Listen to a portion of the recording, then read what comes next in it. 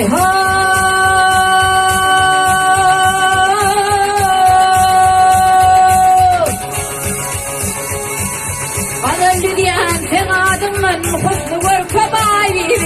Sağ tarafa sola kaçan gönül gözüm ay bibi.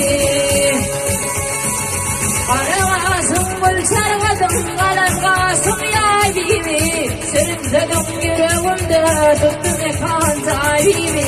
Gözüme ıska gözle yaşım dolu bakar ay bibi.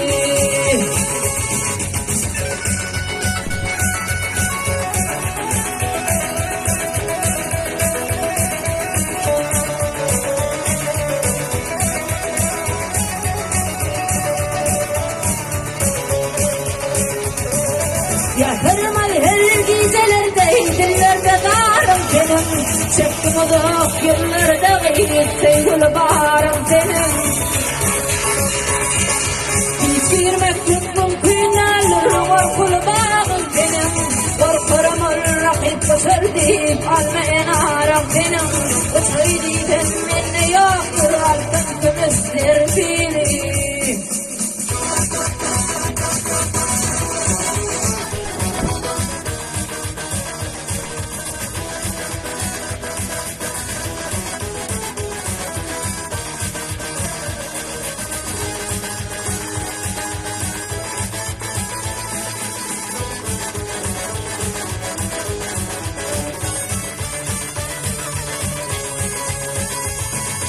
Ay ha.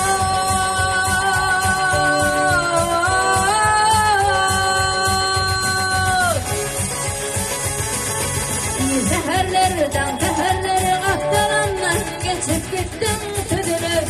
Cemalımı görümden tam hoşum gitti yüdülür.